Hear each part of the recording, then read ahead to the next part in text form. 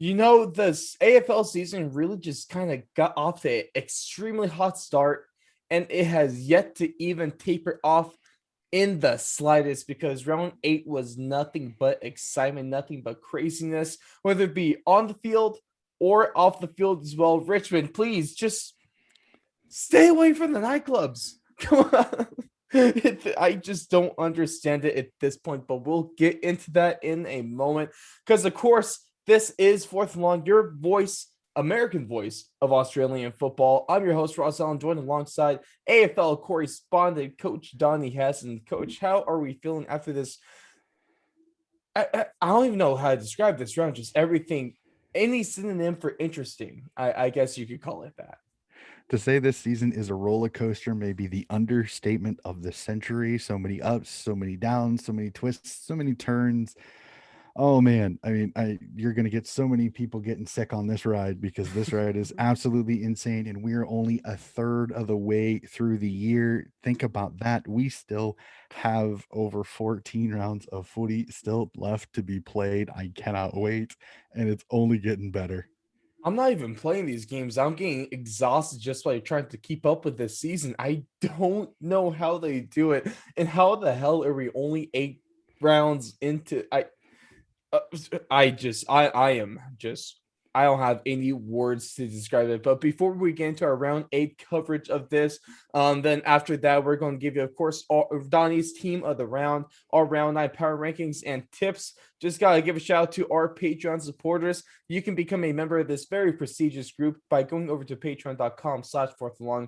And for just $1 a month, you can become a patron and get a bunch of bonus content and little goodies just for that small price. But of course, Coach, the first game of the weekend was one that I was not expecting because we get the rematch of the 2020 grand final. We get Richmond, we get Geelong, we get them at the MCG of all places, of course, but we get the Cats beating Richmond by a margin equal to the amount of points that Richmond scored this entire game, 126 to 63. They doubled them up. That I were you who was expecting this? Who was I never saw anything in the media from us included. There was nothing saying that. I was expecting to be a good close game. I wasn't going to be surprised if Geelong won this, but I wasn't expecting them to blow Richmond out of the water, especially with Dusty Martin making his return to the pitch as well. It also didn't help. So Richmond, they did control this game for the majority of it until about halfway through the third, of course. But then you have Geelong just taking over from there. Jeremy Cameron, 4 of his 6 goals in this game came in the second half, and the Cats dominated just about every major stat category besides hitouts. So Richmond, you had more hitouts than the Cats. Good job, you guys. And had 130 more disposals than the Tigers. And man, what a game this was if you're a Cat supporter. This was a game that I think a lot of people looked at it and thought Geelong's coming off the tough, controversial loss to the Swans, and you're going up against a Richmond team that put a whooping on the Western Bulldogs. So I think a lot of people Mm-hmm. thought, here we go. This is the Tigers team that we all expected.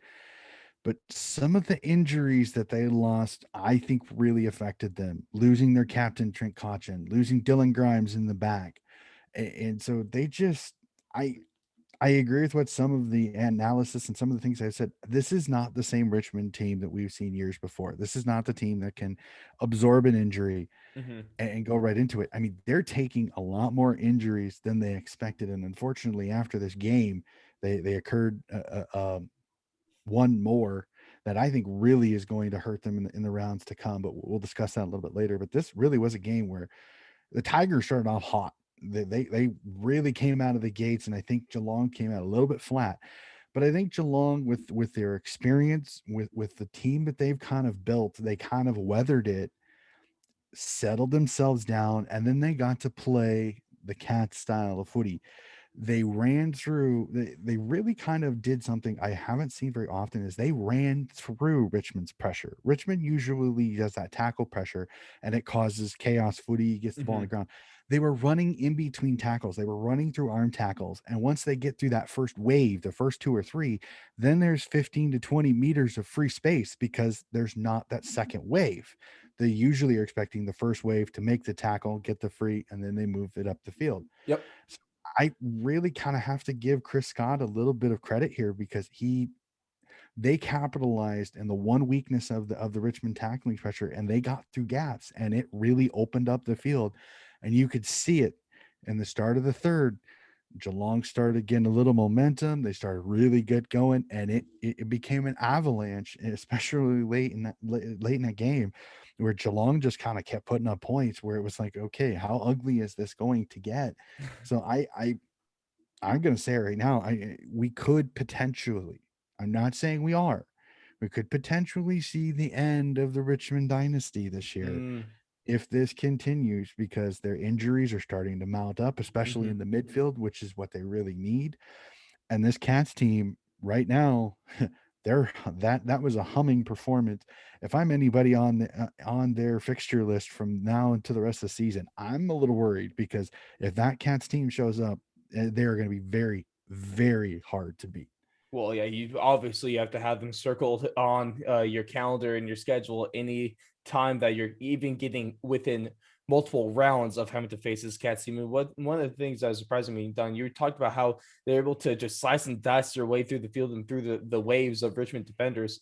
And that was kind of weird to see and kind of threw me off because if we were to throw it back to maybe earlier in the season, the Cats were a bit of this slower team, maybe a little more older, not like these quick, young, really teams that could push the pace. That's I think that's old news at this point, based off what they're able to do to Richmond. We were talking about that slowness was almost helping or hurting them with the whole still on the mark rule because you just have guys, the defenders forced to stand there, so you have guys just be able to run off the point, off the mark. You can't do that anymore, I guess, because this Cats team is really trying to start to find their footing, and that's of course helped tremendously by Jeremy Cameron, which this has to be at least at this point the trade of the offseason with 12 goals in 3 games. Remember, he missed the first 5 rounds. He already has 12 goals, and this guy's just doing everything. And imagine how good the Giants could be if they still had them. But I guess that's no good in thinking about that because that just makes me jealous. I don't like to be the jealous type. Donnie, is this the move of the offseason? It's hard to argue. It's hard to argue it isn't, but there've been a couple. Like if you there's some Port Adelaide fans that are probably going, well, you gotta argue for Alir. He's come Yes. in and really helped out that Port Adelaide defense. And then I mean, again, not rose-colored glasses here, but I've heard it a lot. The Sydney Swans fans, if you ask them, they'd beat the door down for Tom Hickey. Mm-hmm. Hickey's come into a weakness spot for the Swans over the offseason and has been absolutely spectacular. He's gone up against some of the better rucks in the league this last week, going up against Max Gawn, and he held his own and had a pretty good performance himself. So there's quite a nice argument for several players, but I can see where you can make quite a good argument for Jeremy Cameron. And the scary part about it is this season is still going, and him, Gary Rowan, and Tommy Hawkins make for an absolute three-headed monster that right now there are coaches absolutely terrified to play this Cats team and try to have to defend those three right now. Mm-hmm. One way that, and then also kind of what we talked about, Don, you put out a tweet a day or two ago, I forget, but you were talking about whole deja vu with the Richmond Cats having another off-season incident at a nightclub of all places. I guess it might not be as much of a deja vu because it looks like they're not. At least if you have anything to go off of saying that the dance is over, I guess not totally deja vu because they had these incidents and then they wouldn't go win the grand final for another time. But why do they keep on having these off the field problems? Is there something just within this organization?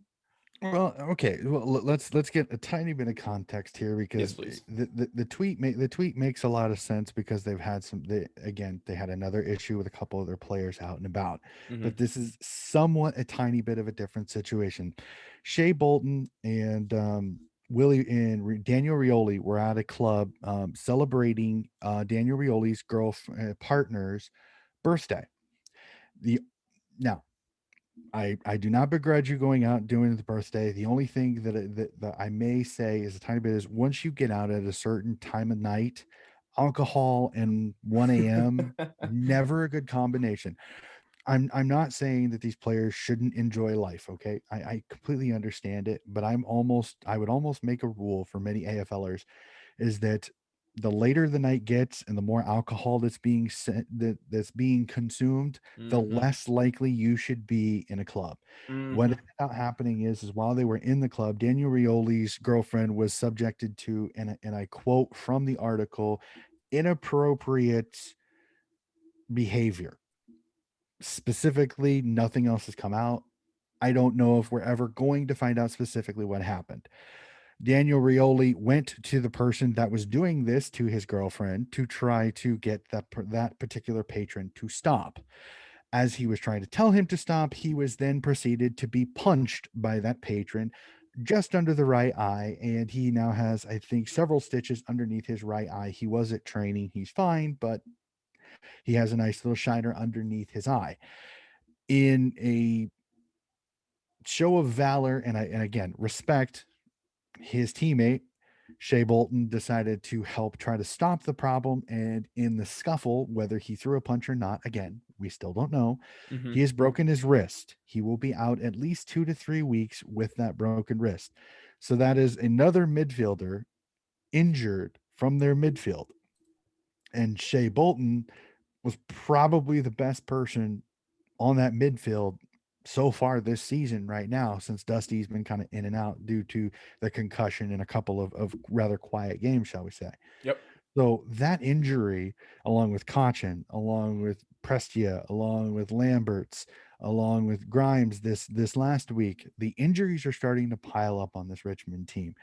I'm not specifically saying that they are done. I'm just saying these are some things they have not dealt with in seasons before. Yes, they were out at the wrong time of night. I do think you got to be smarter than that as an AFL player. You cannot be out past midnight. It's just not smart. So, but I understand why it happened. I do respect that the club has backed their players. The AFL integrity unit is checking it out just to be safe that the Richmond Tigers aren't flubbing this story. I'm going to believe Rioli and Bolton, because why make up such a ridiculous fight story Yeah. if it's not true? I don't understand why you would lie about that. So I believe nothing. Like I said, I don't think any sanctions are going to come down. I don't think there's going to be any suspensions, but it's the fact that again another AFLer gets into an altercation late at night and Mm-hmm. with alcohol involved, and it's not a good combination.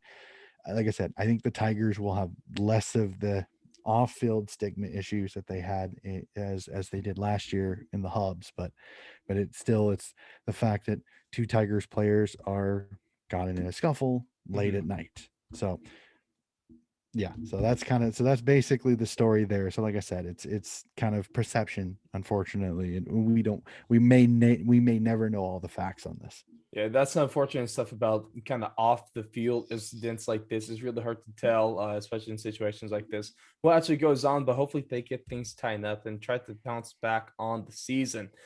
But we go from a really exciting game to one that was just kind of a, eh, I think that's safe to say. No offense to you, St. Kilda and Sun supporters, but I don't know. After what all this crazy round was, this was probably one that Gamora kind of a little bit of a letdown of a game, but we still had a close one here. We had the Saints by 9 over the Suns, but just some really inaccurate goal kicking on either side of the footy, because we had the Suns going 7-12, the Saints going 8-15. Not really ideal things you want to do there. It was a close game though. But St. Kilda, they erased a 15-point third quarter Gold Coast lead. They scored the last 4 goals to win it. The Saints are able to get back to 500 on the season, be able to get a little more in reach. I think they're just one game out, tied with 4 other teams at 4-4 with 16 points. Just one game out of the 8th spot. Richmond still holds on to that. They're the leaders with 16 right there. But besides that, Donnie, I really don't got too much else to say about this game. This was the prototypical defensive game. This was if we relay it to American baseball, this was the 1-0 pitchers duel in this one. Hmm. Both teams defensively were really sound, and there were some mistakes offensively, but this was a game that was tough, it was physical, and Patty Ryder's return to the St. Kilda lineup has been an absolute godsend for them because they were absolutely out to sea, hole in the bottom of the boat, sinking to the bottom of the ocean. And he's come in, fixed the leak, put an Hmm. express motor on it, and is starting to see this team slowly work its way back up the ladder. We will definitely have to see if this form continues. And unfortunately, another Gold Coast performance where I believe they kind of dropped the ball. Hmm. Yes, both That's teams safe were to not say. great in front of the goal, but this is a Gold Coast team. This was a perfect game to put themselves in a legitimate contention to start fighting for a final this year. And they again find a way to fall short. And Yeah. I think for Stewie Doo, this has got to be frustrating because he's got a lot of talent. Yes, he's injured. He doesn't have a full-time ruck right now. He's kind of ad-libbing his way until he can potentially get one of his rucks off of the injured reserve. But this is a Gold Coast team that again continues to find a way to lose games that they probably shouldn't. Yes, this St. Kilda team is a little bit better than the St. Kilda team that had been played previous weeks with their inclusion of Patty Ryder. But this was a winnable game for the Saints, and unfortunately, they just fall short. Yeah, I guess we'll see if Gold Coast is able to pick you up next week once we get into our round 9 tipping. They're still not completely out of it, but hopes are kind of going down, especially if they keep on finding not ways to win, but they're finding ways to lose, which is obviously not a good sign of a successful footy team. But let's talk about the next game, Donnie, because oh boy, was this a good one. We had an absolute thriller of a footy matchup over in Giant Stadium. GWS gets their 4th win in their last 5 games. Why by a 2-point margin over the Dons. What was crazy though, I got a little nervous, Sonny. Got real nervous there with that. I thought, oh, this is a classic GWS. Let's blow this game and find a way to lose, almost like what Gold Coast does. But you said, yeah, the Bombers kicking 5 of the last 6 goals. They get the game within 8. But then you had the Giants Jacob Hopper over there, seals it with the late goal, and it's another close in late loss for Essendon. So that has to be extremely aggravating as a fan and as a club. But now I have to ask, are the Giants becoming legitimate finals contenders? Because they've been kind of on the edge, but man, with this recent stretch of 4 of their last 5, they're really kind of coming into their stride. And what I'd like to see from them is that there's a lot of these teams that there's a lot of the teams that are led by like 1 or 2 guys in most of the scoring, the disposals, and the offense. But with the Giants, I mean, for most of the season too, and over this last stretch of 5 rounds, they've been fairly dispersing the football and the goal scoring over a number of players. They're not top heavy. Don't rely on just one guy. In this one, especially, they have 5 players with 2 or more goals. You had 9 players with 20 or more disposals. Josh Kelly leading it with 30 in this one. And so that's a promising sign to me. That's why I like to see in my footy. I mean, it's great to have these guys like Taylor Walker, Dusty Moore that can score 5, 6 goals. Josh Bruce, just putting the entire team on their back. But this is more of a sustainable type of game that you could play and that can carry into the finals, especially if you have to deal with injuries or if a team's able to focus on one guy and shut them down. You don't have to worry about that when you play footy like this. Yeah, this GWS team, they're starting to hit their groove at the right time. And the scary part is, again, they're still not even at full strength. They've still got several injuries to some key players still sitting on the sidelines. But this was just a masterclass in offensive footy. Now, defensively, a little Hmm. sketchy at times for Well, both I like a teams. little palate cleanser. We get the defense from Gold Coast and from St. Kilda, and we get the offense from GWS and Essendon. Yeah. So I'll take a look at each team. Like with GWS, you got to say Toby Green and this GWS team, they are clicking right now. They're playing really good footy. They're moving the footy well. They're doing it again without their top guys. So the scary part is this team is only going to get better with some of these guys coming back. To answer your question, are they a legitimate finals team? I'm not going to say yes now, but I'm definitely going to say this right now. This week and who they're playing this Mm. round could be a massive, massive key on how I answer that question. And I'll put a little tease here. This is going to be one of my fun ones when we tip later. I'll put the tiny little tease there. Now we'll jump from GWS. I'm going to jump over to the Essendon Bombers fans. This is a team you're going to love watching, but they're going to tear your hair out this season because I think there's just so much young talent and it's going to be inconsistent at times that honestly, this Bombers team reminds me of last year's Swans team. Mm. They're young, they're talented, but they're inconsistent and they make some errors at times that will hurt them. Hmm. They're going to be in every game that they want to be. They're going to drop a few by big scores, but they're going to have a ton of games like this where they are in it till the end. That is not a bad thing because we're seeing how Sydney is playing this year. That maybe Essendon could be a 1 year down towards the bottom, another good draft, and this Essendon team is fighting for finals next year. Who knows? But this Essendon team really pushed this GWS team a lot. Yes, it sucks to lose for the second straight week, scoring over 100 points. That doesn't happen very often, unfortunately. But I think there's a lot of positive things to come out of both of these teams. Like I said, GWS performing without their superstars like DeBoer and Phil Davis. Hmm. And then Essendon, like I said, you're getting production from younger players and you're showing you've got the building blocks for a potential team that can be a finals contender team and maybe even a flag contender in the next 2 to 3 years. You have right there, you're going to go through your bumps this year. So there's a lot of positives coming from this game either side on either side of it. So I don't think either team can walk out of that stadium that night going lowering their heads. Hmm. Man, I'm really excited about this team. Though I'm really excited about the state of the Giants. This has to be the most optimistic I've ever felt about this team as any time I've been a fan of them. So this is great stuff, and I am super excited to see what happens in round 9. But what isn't great stuff is the next game that we witnessed, Donnie. Because if you go on over to what happened down at the Marvel Stadium, we had it ended up being a good game, but it's just not. It's a whole on the season, just not good football from either of these teams with North.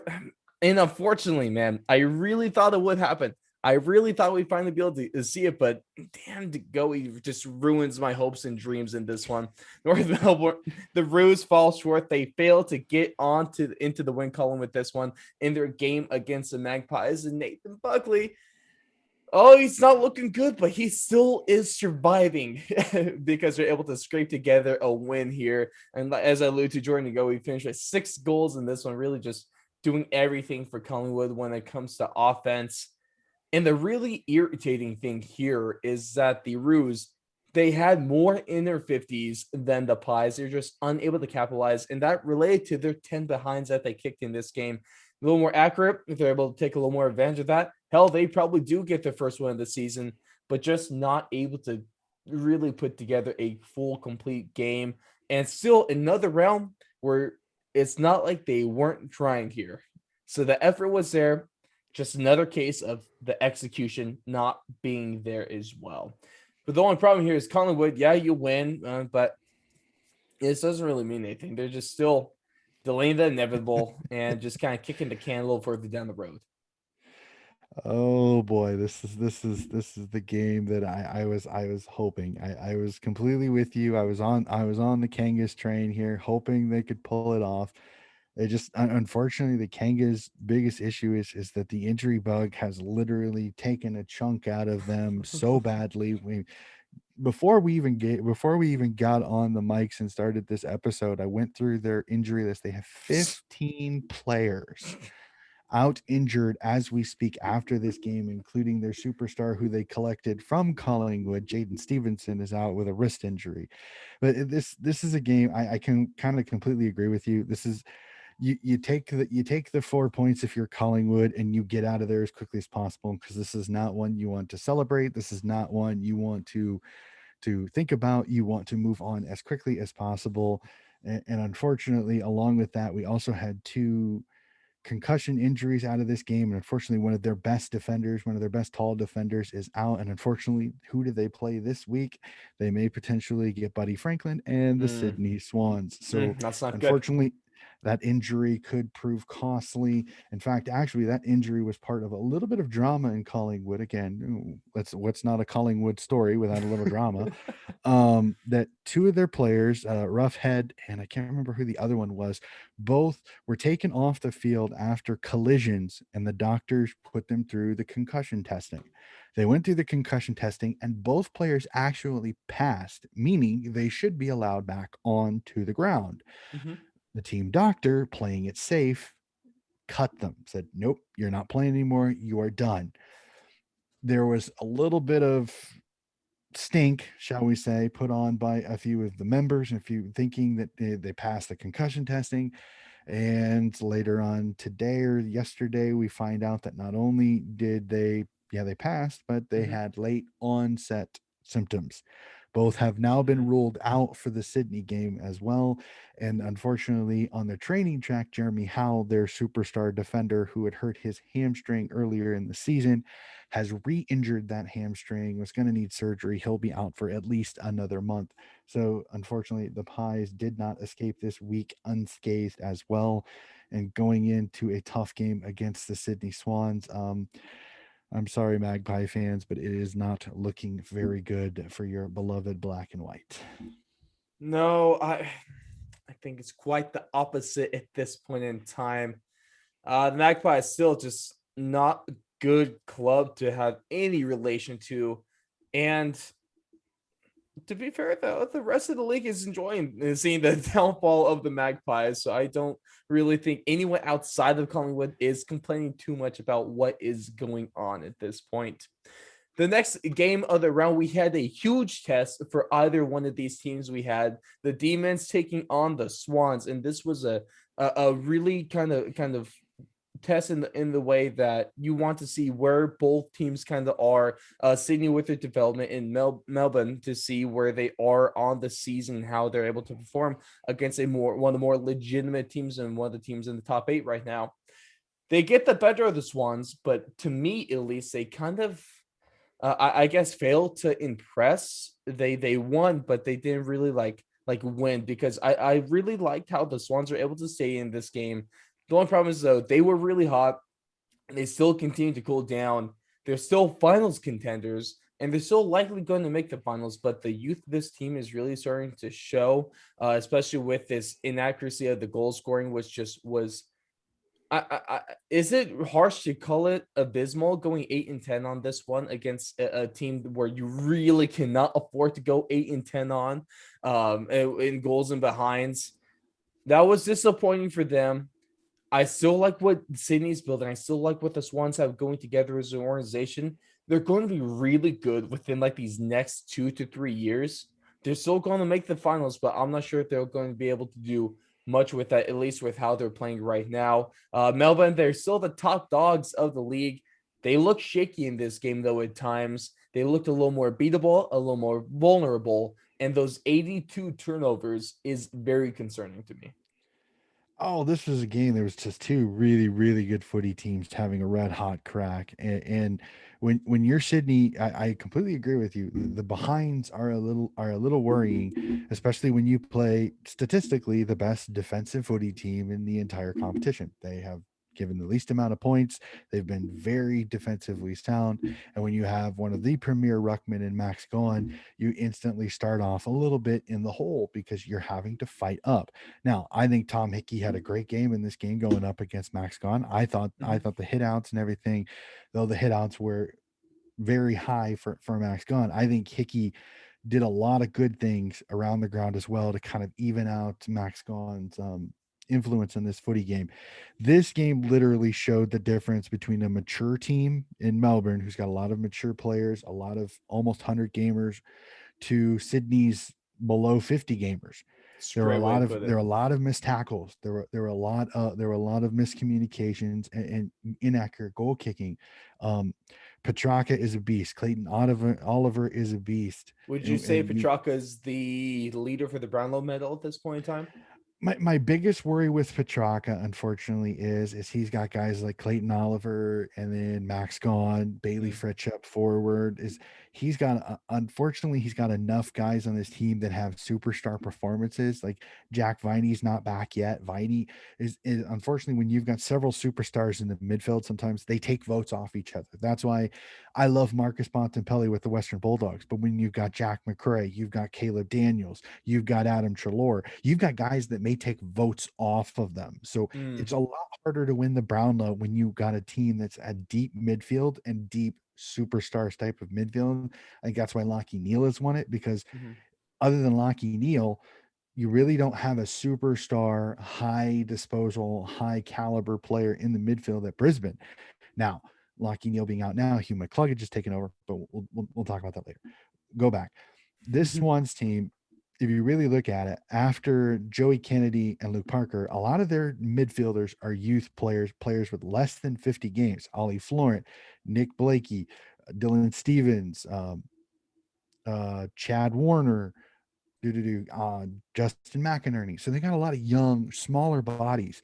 So when you're trying to tackle guys like Petrarca and Clayton Oliver that are big, burly type of midfielders, they're not easy to take down. They were running through tackles, getting through it, then they were able to go through. And that defense, when you've got talls, Ben Brown has come in and has now started to show he can come into this team and not take away from their forward. Tommy McDonald has a great game, kicks 4 goals in this one. So this Melbourne team is a legit finals contender right now. And the scary part is they don't even have Jacob Wiedering. Jack mhm, Viney's not playing. They've still got some more to come with. Was this their best performance? No. Was this the Swans' best performance? No. You also got to look at it. Some Swans fans could say, well, Isaac Heaney was a late rule out with an ankle injury. If mhm, Isaac Heaney is in there and he's a little bit more of an accurate goal kick, does this game change a little bit? I don't know. I'm not an excuse maker. Melbourne was the better team. Melbourne fans, hearing this from a diehard Swans fans, I love watching Melbourne play. They're a great team to play. You guys were the better team. I mhm, don't complain about umpiring. I said last week, I'm not mhm. an umpire complaining. I saw so many Swans fans complain. Don't complain about the umpiring. I understand. Don't do it.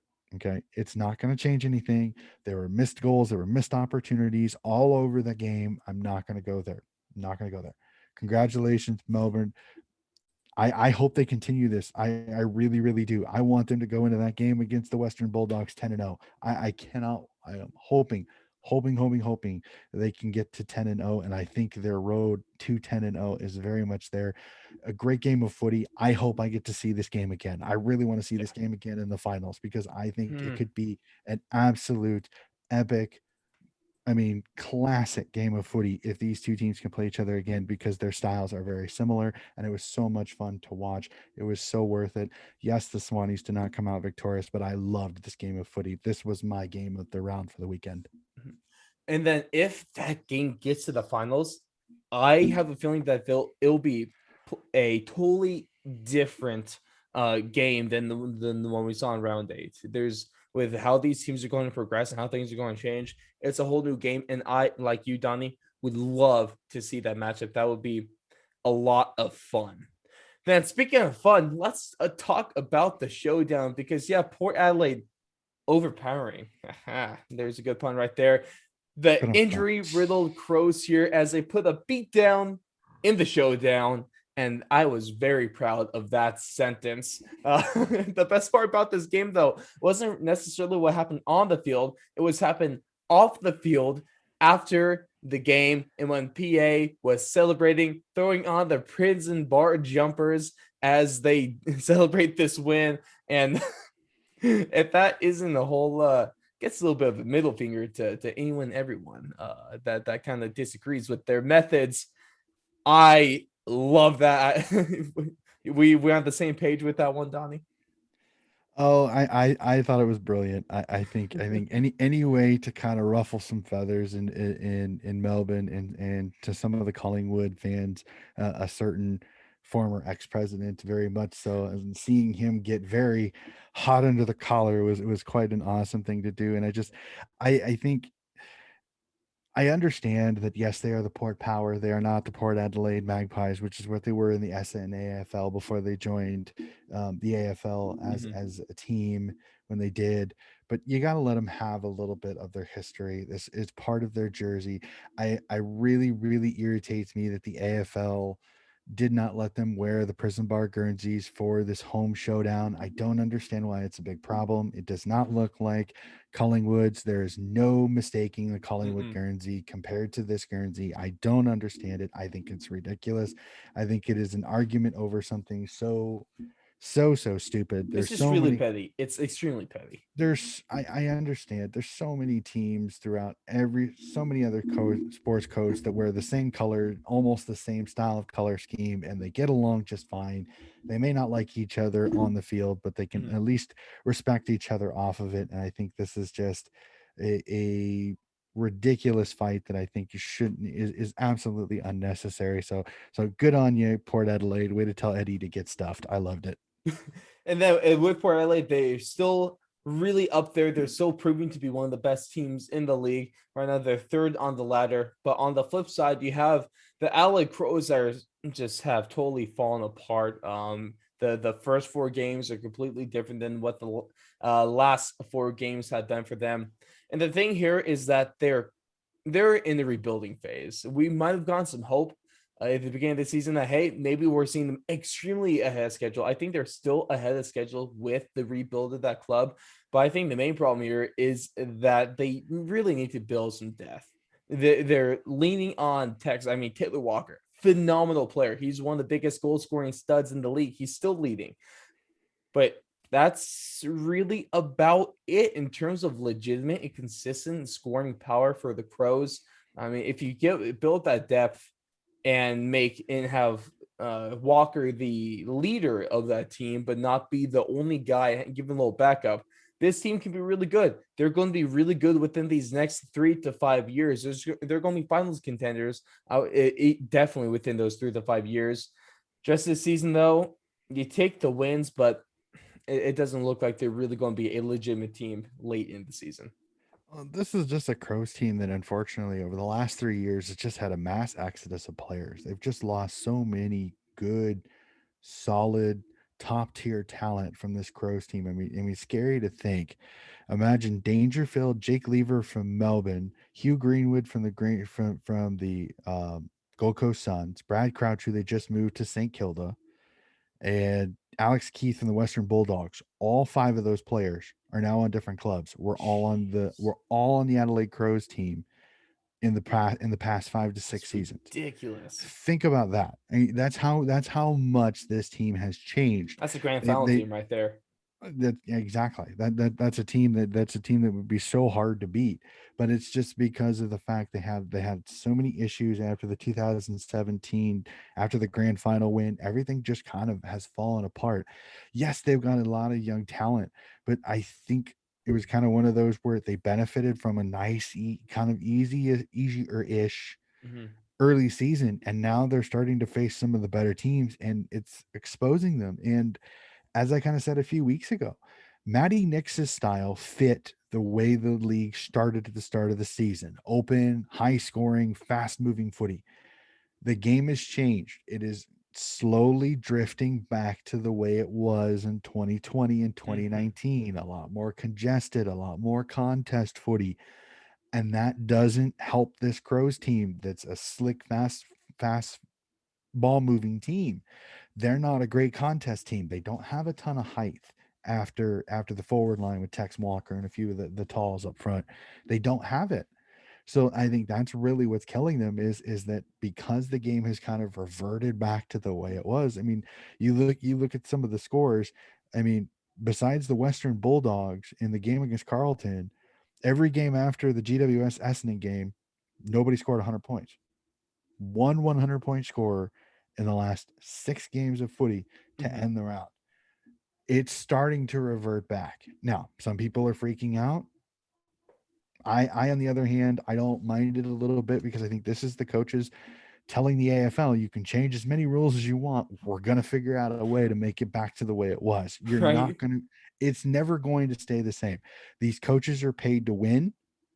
They're going to do what they need to do to win footy games. If you don't want coaches to do that, don't make coaches get fired for not winning footy games, because they're not going to win footy games if you want them to just play wide open footy, because nobody can control it. You can control a defensive footy game. That's a little bit of my coaching. I'll my coach's card there. I'll play it there. Hmm. That if you want coaches to not do what they're doing, Hmm.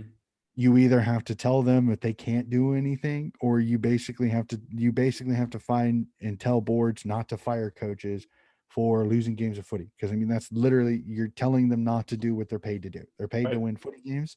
If they have to play defense to win a game of footy, that's what they're going to do. Exactly. I mean, that's one of the dumbest things. That's why tanking, even in American sports, is so one of the dumbest things. No team purposely loses. Well, almost no team purposely loses these games. It's not the players. It's definitely the organization that would do something like this. Mm-hmm. But I guess we'll just see how it goes. Another team that probably would benefit from tanking, it would probably be these Hawthorne Hawks, because the only problem now, you have Collingwood. They win, so they move up to 16. Hawthorne falls to number 17. Collingwood's actually better than two teams right now in the AFL. That is not good for business. But one of the craziest thing is we see West Coast. They finally get a win on the road. The first one of the season. They handle Hawthorne. They keep a hand on the top four, even while being one of the most injured teams in the league. I mean, maybe not as bad as the Roos, because almost no one is. It's really hard to get 15 guys on the injured list. I mean, that's almost impressive in its own right. Might be the most impressive thing the Roos have done all season, quite frankly. And it's Hawthorne showing that they're still just kind of a bottom level team with this performance. Oh man, well, we knew something was going to change. Either Hawthorne was going to slowly get their you know what together. The West Coast Eagles were finally going to shake the Victorian Blues, and unfortunately, the old Eagles finally pulled it off. They finally got an opponent they could beat in Victoria, and they kind of put a nice little hurting on this Hawks team. Mhm. I agree with you. This Eagles team is so battered. They're so bruised. They pull out a gutsy win here. They get to go back home for some home cooking in the next round for Optus Stadium. But right now, if you're the Eagles, you're surviving each round until you can get some of these injured guys back. Unfortunately, with some of your better guys are longer term injuries. We still don't know about Elliot Yo. Shuey's going to be out at least almost another month potentially. Hopefully, flying Liam Ryan should be back here soon. Maybe he gives a nice little boost to this Eagles team. But this was a workman-like performance, and with Jack Darling a marking masterpiece in this game, it's really hard for the Eagles to lose this one, especially considering this Hawks team. Unfortunately, this round they go up against North Melbourne, so North Melbourne's got another shot at potentially getting a win. Uh, um, we'll have to see how that one goes, but Yeah. uh, um, yeah, just a good performance by the Eagles. Unfortunately, Alistair Clarkson. I agree with you. I think a bottom three, a top three pick may be a great thing for this organization to get a little bit more high caliber talent into the doors at Hawthorne. Well, that would certainly be more impactful long term than a win or two or maybe even three this season. You got to look long term with this. Hawthorne is going to be close to competing, so it wouldn't be the worst thing to get one of those top three draft picks, possibly even the top draft pick, especially because we'll get into our tipping, but I might be tipping my hand on this one a little bit, because there's a reason I said at the beginning of the year in the preview show, Donnie, that Hawthorne was going to be the wooden spoon winners. So that might be coming to light in round 9. But that will take us into our second to last game of the round, which was the Western Bulldogs taking on Carleton at Marvel Stadium. And we had the Doggies by 16. And this, to me, was match of the round, purely for the absolutely craziest comeback that I've ever seen in a game of football, because we had late in the third, the Western Bulldogs, would you believe it? They were down by 27. It looked like Carlton. Hey, they're finally the team that we thought they were going to be at the beginning of the season. Look at them. They're finally playing the Carlton football that we were expecting them to do.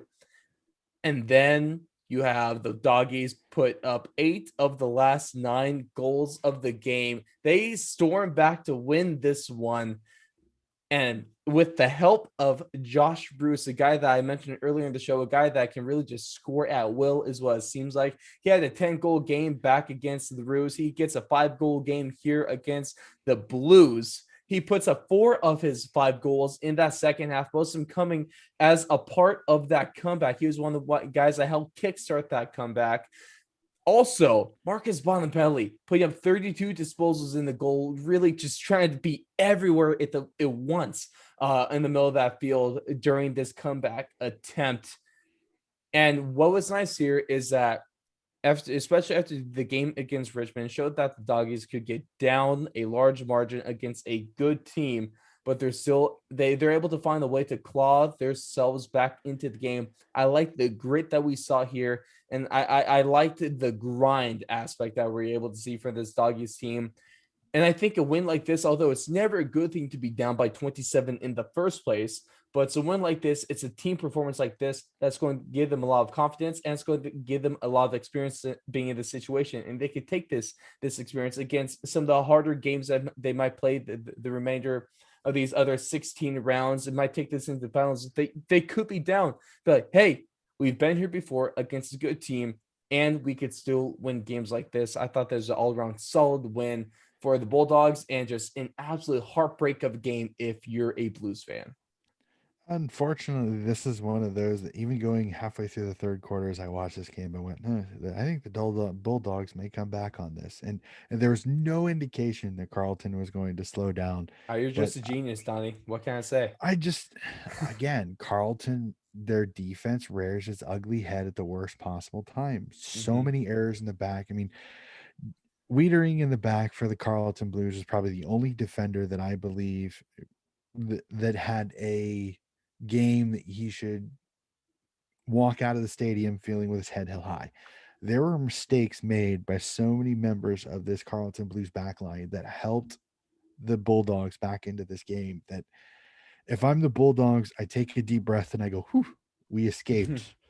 Because unfortunately, and I don't mean to contradict you at all, I still don't see this Carlton team as a good team. I see this Really? Carlton team that they are offensively dynamic. Defensively, they are atrocious. They are not able to hold teams down. They give up they so many games this season they've given up 5, 6, and 7 goal runs to their opponents, and Mm-hmm. that is what's hurt them, and that's what hurt them here. So this is a game where the Western Bulldogs should not have won this game. If Carlton tightens up, they play good defense, they get this win, and the Western Bulldogs now start having questions over are they midfield only and a little suspect in Mm-hmm. the defensive end. Mm-hmm. Nope, Carlton falls apart early in the third, late in the third, all the way through the fourth quarter. The Bulldogs get a win, and the Bulldogs kind of wipe their brow and they move on. They move on because they get 4 points. That if the first 3 quarters of the game, you'd have to argue Carlton were the better team by that just by the goal snake, by the statistics, by the way things are going. I mean, Eddie Betts puts up 5, Harry Mackay puts up 4. Those two guys kicked 9 goals. You would argue most teams that you play against, you should win that game. Yep. They didn't. So if I'm the Carlton Blues forward line, I'm a little upset because a lot of these issues came from the back line were the reasons that this game was lost. I now all due respect to the Blues, they can Mm-hmm. score with anybody. The Yes. problem is until they figure out defensively how to tighten up, how to not make mistakes that they made, this is going to be a problem the entire season. I don't see them making the finals. And unfortunately, I think Teague may potentially find himself unemployed after this season because this was the season they bring in Saad, they bring in Williams. Cripps hasn't you got to have a good season to keep Patty Cripps in the navy blue, and it's not going well so far. So Feel bad for those Blues fans.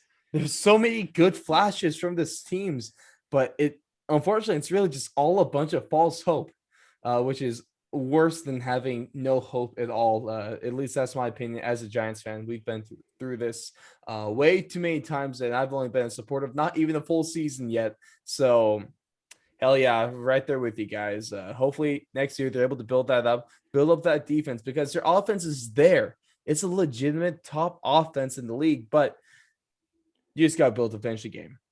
And then speaking of finishing, let's round out the top, or let's round out this round 8 action. Let's finish at the GABA, where we had the Brisbane Lions winning their 4th in a row against the Frio Dockers. Both these teams, if you look like just maybe 3 rounds ago, 3, 4, they were on totally opposite ends. Yeah, Frio trending up, yeah, Brisbane trending down, and now both those guys have kind of switched paths on this season.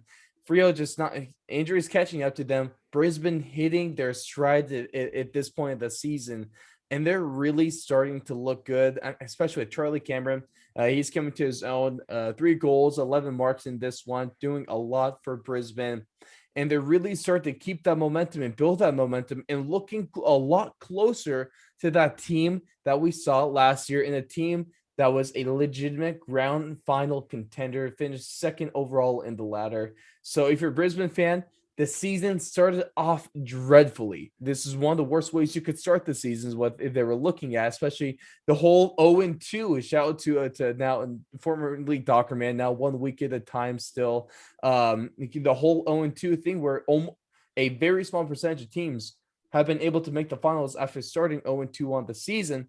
But it looks like this Brisbane team, at least at this point in time, could be one of the few teams that's able to come back from that early hole and be able to make a run in these finals here. And then they keep this momentum going, Donnie.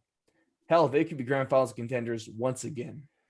oh man, just this is a Brisbane team that they capitalized on a Frio team that has not played well. They're injury riddled just as much as North, and it showed. This Mhm. Brisbane team kind of they capitalized, they feasted all over this young Frio team that is kind of held together with spit and duct tape as much as they can to get through the year. And again, winning games without Lockie Neal and this three-headed monster of Danaher, Hipwood, and Charlie Cameron has started to hit their stride. I mean, I'm trying to figure out which is the more deadly trio of this trio at Brisbane or the trio down in Geelong with Cameron, Hawkins, and Gary Rowan. I mean, I'd love to see these two teams play each other because in the form they're both playing now, it'd be Mhm. quite a different game than it was there down at Cadinia Park earlier in the year. So if I'm Brisbane Lions supporter, I'm absolutely over the moon. This team is playing really good footy. Yes, this wasn't the toughest game in the world, but racking up wins without Lockie Neal, it is you're putting points in the bank. And when he comes back, they're only going to be that much better. I really would keep an eye on this Brisbane Lions team. They are one of the hottest teams in the comp right now. Yeah, really good stuff from them. And we'll see how they fare in our round 9 power rankings. But that's going to do it for our round 8 coverage. Donnie, before we get into those power rankings, let's get your team of the round. Take it away. Oh man, this was a round where there was just a little bit of everything here. And this oh man, I had so much fun with this because it was a little bit of everything. So let's jump right into it. Team of the round has a little bit of everything in this. We'll start off in the defenders on the back line. We'll start off surprisingly with the Hawthorn Hawks, and Jarvin Impey has 32 disposals, a goal, 10 intercept marks, 4 score involvements, and 270 meters gained by the fleet-footed halfback from the Hawks, which doesn't surprise me as much as they probably had to play a little bit of defense. Yes, I do have a Carlton defender because he did put up a lot of, but he is one of their more offensive type of halfbacks, and that's Sam Doherty. 31 disposals, 6 intercept marks, 4 score involvements, and 850 meters gained for the Carlton halfback. We'll jump over another in the back is Collingwood's Brandon Maynard, 32 disposals, 5 intercept marks, 4 score involvements, and 230 meters gained against the Melbourne Roos. And also in the defensive line from the North Melbourne Roos, who has been a disposal machine for the Roos, one of the few stars on this team. Aaron Hall had 37 disposals, behind 8 intercept marks, 6 score involvements, and listen to this, 923 meters gained for Mr. That's Hall there with the ridiculous. Roos. We jump over. We have Nick Hind from the Essendon Bombers, 29 disposals, 7 intercept marks, 2 goal assists, 5 score involvements, and 450 meters gained for the fleet footed Bombers halfback. And last but not least, rounding out my defenders is Brisbane's Daniel Rich, Mr. Left Foot, 31 disposals, a behind, 8 intercept marks, 7 score involvements, and 660 meters gained for the booming left-footed defender. Will jump into the midfield now. We'll start off in the big man with the ruck, and again, he's just so consistent. I cannot not have him. Mr. Brody Grundy, That's 25 disposals, a behind, 4 score involvements, 23 hitouts, and a nice little 239 meters gained for the lumbering ruckman from the Collingwood Magpies. In the midfield, I'll give him a tip of my cap because I got to watch this man play. Mr. Clayton Oliver from the Melbourne Demons, 35 disposals, 6 intercept marks, 4 score involvements, and 534 meters gained for the big bodied midfielder from the Demons. Also from Hawthorn, we have Tom Mitchell and another amazing disposal with 41 disposals, 6 intercept marks, a goal assist, 8 score involvements, and 272 meters gained for the little master from Hawthorn. The Essendon Bombers, Zach Merritt comes in with 37 disposals, 2 intercept marks, 2 behinds, 3 goal assists, 9 score involvements, and 644 meters gained by the fleet footed midfielder from the Bombers. I can't not have a Geelong cat here with Cameron Guthrie, 36 disposals, a goal assist, and 11 score involvements for the yep. wild haired midfielder. And rounding out the midfield, I got to go with it, Mr. from the West Coast, Mr. Andrew Gav, 38 disposals, 6 intercept marks, a goal assist, 6 score involvements, and 516 meters gained Jeez. for the winger from the Eagles. And now to the forwards. And there's one thing you'll notice, there's a lot of goals scored by these guys that are playing. First, we'll start off. We can't not. Mr. Jeremy Cameron. I know, a little stingy. I know.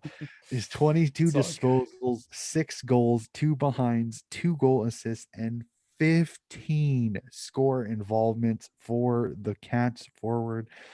His fellow in crime on the weekend, Mr. Gary Rowan, also from Geelong, 16 disposals. He also puts up 5 goals, 11 score involvements, and a goal assist for the speedy forward. We mentioned him a little earlier. Collingwood's Jordan DeGoey, 17 disposals, 6 goals, 3 behinds, 9 score involvements, and 360 meters gained for a forward. That's pretty impressive, I have to say. Carlton, I'll give you it. I gotta love it. Mr. Eddie Betts, one of the goals of the round for sure. 13 Hmm. disposals, 5 goals, and 8 scoring involvements for the master that is Eddie Betts. We mentioned him as well. The Bulldogs, Josh Bruce, 15 disposals, 5 goals, 2 behinds, and 11 score involvements from the big marking forward. And last but not least, a little bit of a twist here.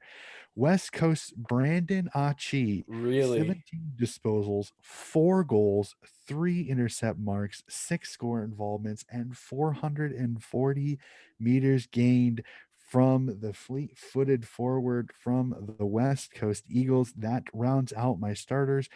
Going to the bench, and I always love this gentleman here. The defender from the bench will be Sydney's Jake Lloyd, the disposal machine, 28 disposals, a goal, 3 intercept marks, 2 score involvements, and 577 meters gained from the halfback. The ruck, this was a little tough. I'm gonna give a nice little shout out to Mr. Mark Pitnett of the Mhm. Carlton Blues. 17 disposals, 3 intercept marks, 7 score involvements, and 33 hitouts for the Blues. Ruckman, I didn't get him in my starting lineup, but I had to get him on my bench. The Doggies, Marcus Bontempelli, who was everywhere in this game. 32 disposals, a goal, 3 intercept marks, 2 goal assists, 12 score involvements, 679 meters gained, and 10 clearances out of the midfield by the big midfielder from the Doggies. And last but not least, another tip of my cap to our opponents this weekend. Melbourne's Tom McDonald had 18 disposals, 4 goals, 2 goal assists, 7 score involvements, and 5 marks, all inside the 50. And that, sir, will round out my team of the week. Another so many impressive performances by so many players this round. It was a ton of great footy. I cannot wait for next round already. Oh man, that was. I liked a couple of little surprises in there. You always got to throw a little curveball here and there, a little bit of a change up, but I do dig it, and I can definitely get behind that. But Donnie, let's get into our power rankings properly. Going into round nine, we both had some similarities here. The 1 and 2, it's really hard to argue these guys. Sure, you can say the Bulldogs don't deserve to be in number 2 just because their so almost poor performance against Carlton in the game that should not have been even requiring anything close to a comeback of that stature. But both you and I saw them there, and we both still have Melbourne. They're undefeated. They have to be at the top of these power rankings. But where it gets interesting is we may have the same 3 teams as a remainder, but they are not in the same position. So at number 5 right now, I'm going to have Brisbane. And I know that they're on this 4-game winning streak, but those first couple games, I wasn't really I mean, this all sounds so, I guess, petty and small and insignificant, but I wasn't feeling them. Forgive me. If you're a Brisbane supporter, I apologize for not feeling them, okay? And now they're really starting to make a leap here, but I already had Geelong on from last round, and so I didn't feel like it was right to have them jump them at this point in time. We'll see what happens around that. They definitely have the potential to be able to do that, but as of right now, that's why I still have Brisbane in number 5. So a lot of potential for them to skyrocket up these standings. Got Port Adelaide at number 4 just because, man, they're damn good. They're number 3 on the ladder. They look good against a Adelaide team. And the only reason that they're not 3 and corresponding to their position on the ladder is because Geelong, it's just this performance alone over Richmond was in just it spoke a lot to me. This huge blowout win against a really solid Richmond team was almost worthy of like 2 games, 2 wins in this situation. These Geelong Cats are really just going at it at this point in time in the season. Yeah, Jeremy Cameron doing a lot of damage for that Cats team, and I am a huge fan of how they're playing at this point, and they are looking really dangerous and really, really scary. And to me, I just feel, of course, it's going to be a tough night at the office if you're taking on Port Adelaide or Brisbane. But I think Geelong is a scarier and more kind of hard to tell. And I would be more worried as a coach and as a club taking on Geelong than I would be against Port Adelaide in Brisbane at this point. And completely understandable. See, for me, I have Geelong at 5 just because they did have the loss against Sydney, yes, Mhm. in interesting circumstances, but they haven't.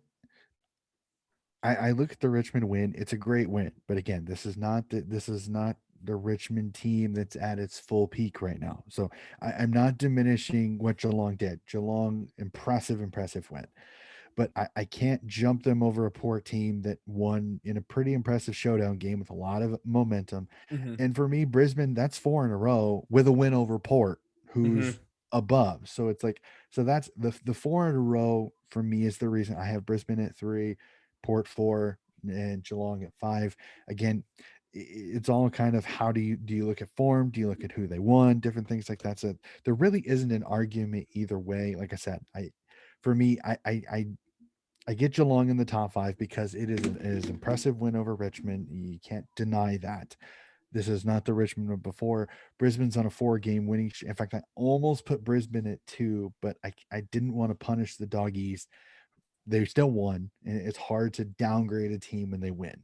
Yes, it wasn't the most impressive win over a team that honestly has not played really well, but Hmm. I'm giving the Dogs the form benefit is the reason that I have them above Brisbane, because Brisbane did start, as you said, terrible. I think they were a little bit lower earlier in the season. This 4 wins are impressive against some of the teams that they have. Yes, Frio not so much, but last week's impressive win over Port, I think, keeps them there at 3. So Yeah.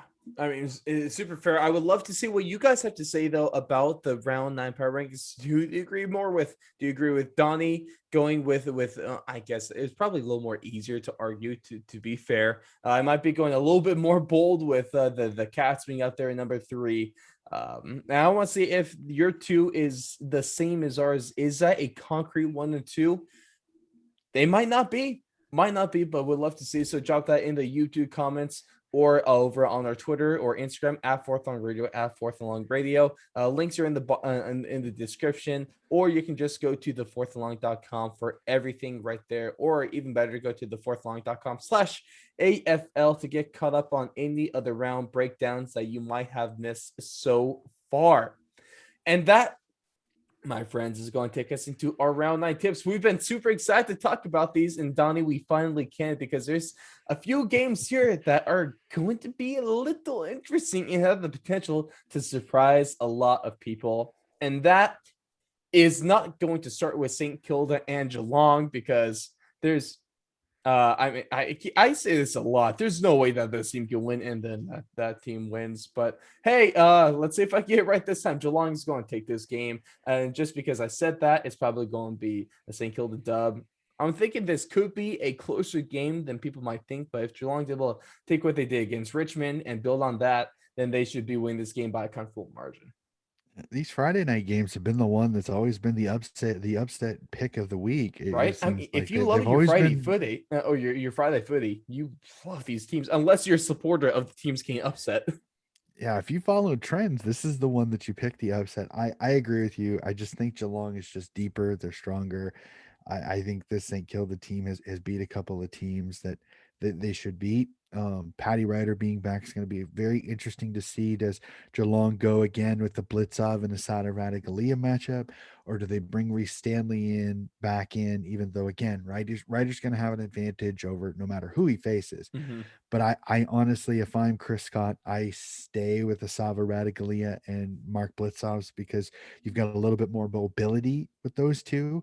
That you're going to push Ryder around, and I think that's going to help you even out the contest a little bit, especially the ruck contest. Mm-hmm. And I think their forwards are going to give Carlton, St. Kilda's defense just absolute nightmares, just because the 300 monster is so impossible to stop, it seems like.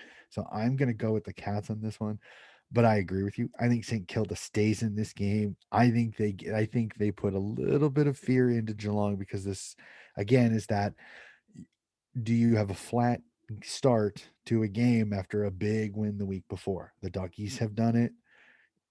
I mean, Richmond has done it, so we'll Mm-hmm. definitely have to see. But I think Geelong wins this one. But I agree. I think this is closer than a few people think, just because Geelong's coming off the high of the big win over Richmond. Yeah.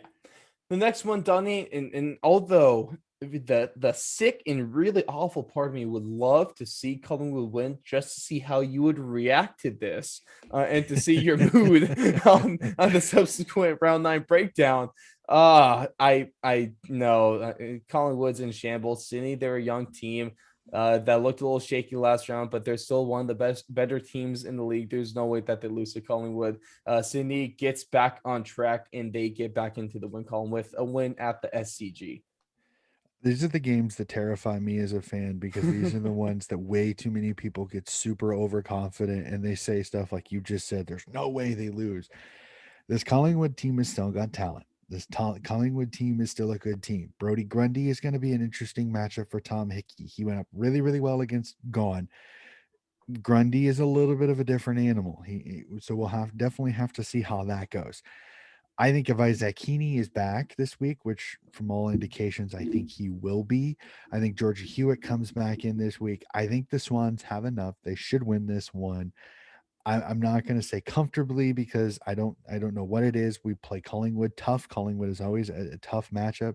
It is in the SCG, and we've struggled a little bit with our ball movement in the SCG. Have the Mhm. Swans, but I think the Swans win this one. But I think it's a little tighter. I think it's a little tighter than I think a lot of Swans fans want it to be. But I do believe the Swans should win this one. Now, with the next game, the Roos failed to get their first win of the season last round, Donnie. But this round, round 9, is the round for all of you Roos fans. You get what better way to do it than you have a perfect opportunity against this Hawks team, the only team that is, or one of the teams that you're worse than. I mean, the Hawks are only better than North Melbourne.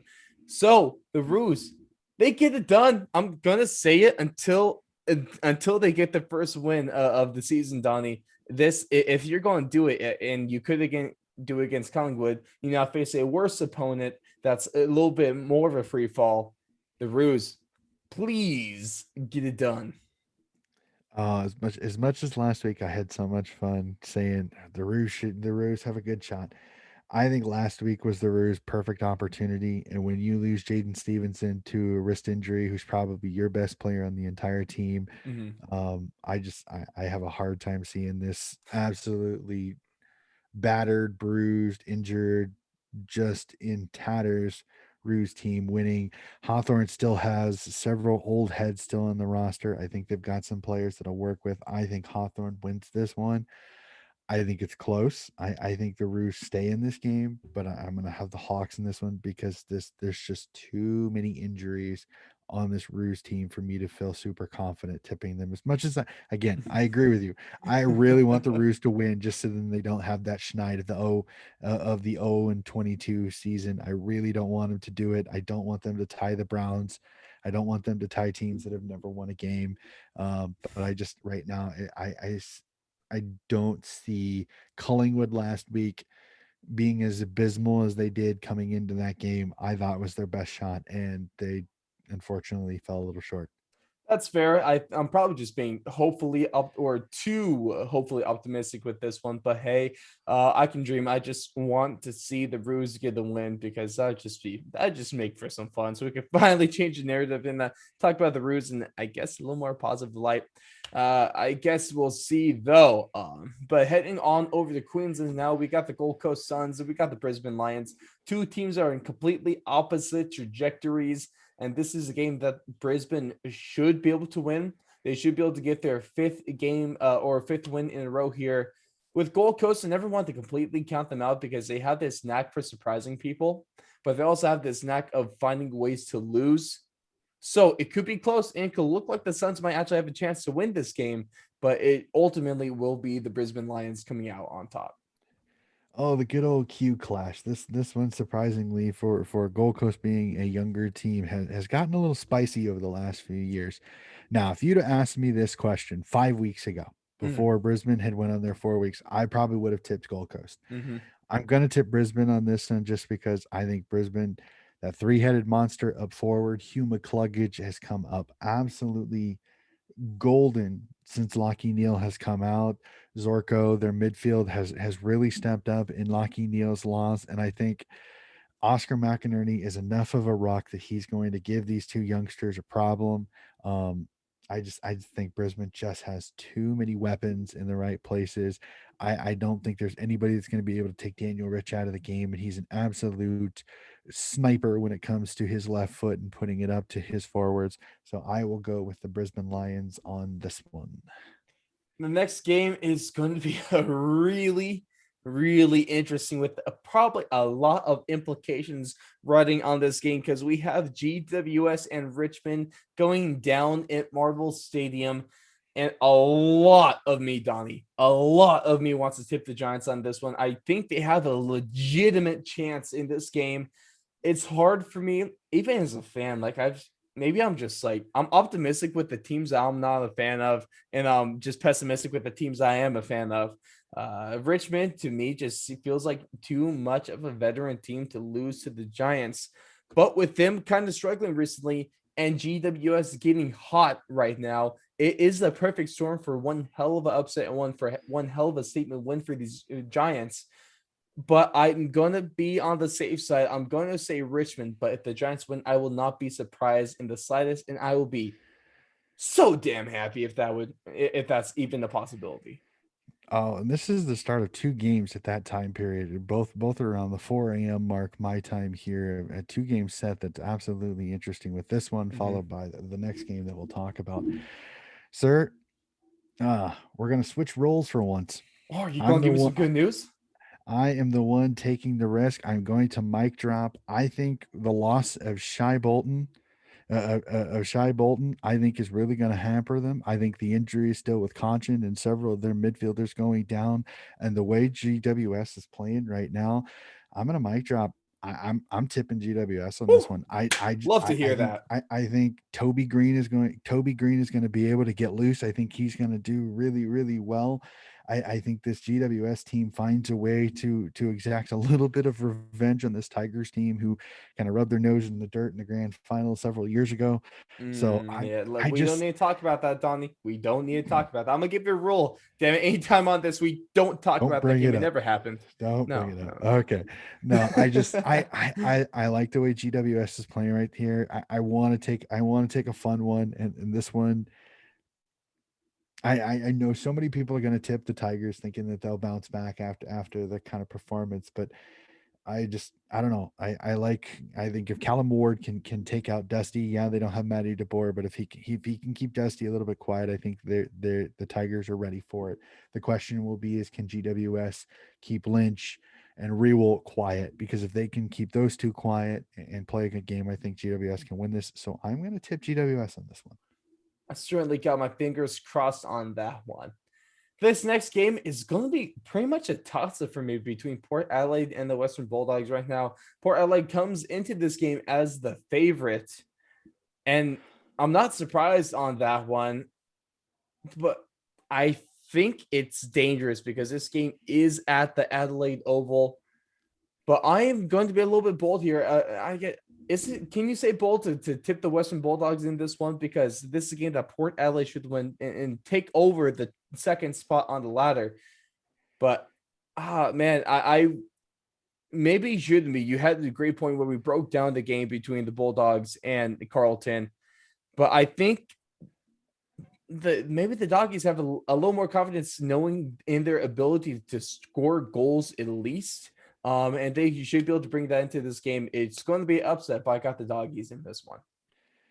All right, and great points there. But I'm gonna swing it the other way just a Yeah, tiny bit. More is because of this. Carlton, Port Adelaide, massive difference in defensive ability. So 100%. if Port gets in, if Western gets down, if the Western Bulldogs stop it, coach. If the Western Bulldogs get down that much to Port, it's not going to be as easy. It's going to be a lot harder to put up Yes. that amount of points with that defensive line back there that Port has. Port is much stronger defensively. I don't think they're going to get some of the opportunities there. The Western Bulldogs need to jump out to a lead early. They need to keep the fans quiet because if the Port Adelaide fans get into this game, it changes the game. The Port players feed off that energy. The Doggies, I say the first 10 minutes of this game, the Doggies need to get at least a 2-goal lead because they need to silence the crowd. If they Mm-hmm. don't, Port can win this. Port is going to be missing their top ruck. He's out for 4 games with a dangerous tackle, and it sounds like Tim English may be back. So I would give the ruck advantage to the Dogs with Tim English coming back. Midfield, I think, is actually relatively even. Yes, the Dogs have this vaunted midfield, but I think Port's got sneaky good players in the midfield to the point they can even this game out. Mm-hmm. Offensively, I have Port. I think Port's offensive players are better than the Western Bulldogs defensive players. And I like Bruce. I like Naughton, but having a Lear back there is Mm-hmm. gonna make it that much harder for those two to get free. I think Port wins this one, but this is tight. I think this is under a goal. I think this comes down late. This could even be after the siren. This will be the game of the round, personally, in my opinion. Yeah, that would not surprise me in the slightest there, Donnie. Here we go. We got Essendon and the Frio Dockers next, and I am going to tip Essendon in this one. It's just tough watching the Free over the last few weeks. They've really just kind of taken a tumble. And I apologize to all the Frio supporters that listen to the show because, Dr. Man is able to turn them on. A huge thank you to him and his support of this show. Really do appreciate everything he does. So please don't take offense when I say this, but I've been somewhat hot on maybe a bit of an underrated Essendon team, a team that's still definitely in rebuilding phases, but has the ability to win games in games like this. So I'm going to roll with the Dons. I'm gonna go Essendon here too. Again, the injury issues have really just absolutely obliterated this Frio team. They cannot get any help. The fact that they are on the road due to some of the COVID issues that have been happening in Western Australia, I think the Mhm. good news, I think they're going to be able to go back after this game, which is great news for the players. They'll finally be able to go home and see family and friends and everything like that. I like this Dons team. I think they're talented, they're hungry. I think they're going to have fun in this game. I think this is going to be fun. This one could get ugly if Essendon gets going. Yeah. Now, Frio does have those the Mundy and the Fife in the midfield, which I think is going to be fun to see how these young whippersnappers handle these two experienced, really good, big-bodied midfielders. So that's the midfield battle. I think is going to be incredibly fun to watch. But I just think Essendon has a few more weapons up forward that Frio is not going to be able to stop with so many injuries in their back end. Yeah.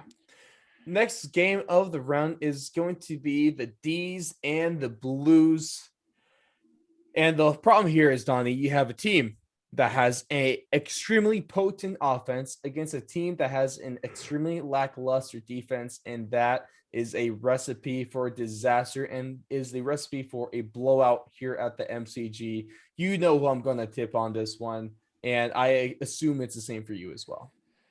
I agree. I will also pick Melbourne in this one, but I'm very fascinated to see how Harry Mackay handles this Mm, because Stephen May shut down Lance Franklin last week. Lance Franklin did not have any goals. It was only like the ninth time in his career that he had not kicked a goal in a game, which is really impressive. But you could also say that that was Lance Franklin's first game back in 3 weeks. He hadn't played. It was rainy, so I'd be very interested to see how this defensive line of Lever and May handle Harry Mackay and Eddie Betts and some of the snipers that mhm. Carlton has. I think Carlton puts up a few more points than Sydney because they are rolling offensively, and Harry Mackay is incredibly difficult to stop. But Big Ben Brown, Bailey Fritsch, and Kazi Pickett, I think, have a field day on this Carlton defense. And I think Melbourne outscores Carlton like the way Carlton likes to play this year. And I will also pick the Demons in this one. Very much so. Now, the last game of the round is going to be an extremely easy one for me to tip because, like I said a couple rounds ago or last round, it doesn't matter if West Coast is completely injured, if they're playing only 10 guys on the field, as long as they're on Optus and Optus grounds, it seems like it's almost impossible to beat this team, especially with Adelaide Crows team that's in a free fall at this point in the season. I'm going to take West Coast all day. It could be a closer game. And if you do want to bet on this game, the Adelaide Crows are a huge underdog in this one, coming in at $7. So it wouldn't be the worst thing to throw some money at, but man, West Coast, especially after their game last round, getting a huge win on the road. I think they'll be able to do the same thing, carry the momentum into another home game and be able to get a win this round. Yep. I also Optus Stadium home cooking West Coast, I think, wins this one. And unfortunately, the way as abysmal as the Crows have been playing, this could potentially be big. If Darling Kennedy and Oscar Allen can have a field day like they've had before, especially on that gorgeous Optus Stadium pitch, I Yes. think West Coast wins this one and they win this one quite handily. But that's gonna do it, Donnie. Hopefully, my tips go a little bit better this round. The last couple of rounds I've been a bit lackluster, but hey, I already gave you guys fair warning to not listen to me. So I'm just doing this. If you're going to listen to anyone, listen to Donnie, please and thank you. But that's I was going to do 7-2 last round, so I didn't do too it. bad. Yeah, no. The only one that nipped me was the fact North didn't win, and then oh god, what was the other one that I missed? I can't even remember now. It's all I had to go back and look, but it's like, yeah, I was 7 for 9 last week, so that's that wasn't too bad. The North Melbourne one was my mhm. punt. I had to take a punt in that one, so I've got a punt with GWS and Richmond this week, so it'll be quite 7-9. interesting. But That that's a good clip right there. That's a good percentage. If you really do want to listen to any of my tips, you should listen to our UFC previews when we do all of our we predict the prelims and the main card for every pay-per-view, especially the UFC 262 coming up this Saturday. So if you are a fan of that, tune into our UFC breakdown and keep an eye out on our socials. Like I shouted out earlier, links are in the bio or in the description. So check out our predictions for that, because at least the last couple pay-per-views have been solid. The last pay-per-view itself 8-1, and I really should have been 9-0 based off a bad decision. So I got that going for me. Donnie, you got the AFL going for you. But before we end the show, Donnie, your thoughts about round 9 in one word or phrase. oh man, blockbuster. Blockbuster. I love that. Ladies and gentlemen, thank you so much for your continual support. We really do love our Aussie fans. You know, the cousin of the United States. We really do love you all the way there from across the Pacific. Hope you guys have a great rest of your day when anytime you hear this, and enjoy watching the hell out of what's set to be another exciting round. I feel like that's just getting redundant, Donnie, calling these rounds exciting. We know what to expect at this point. Enjoy yourselves. Enjoy this next round of footy, and we will catch you after round 9.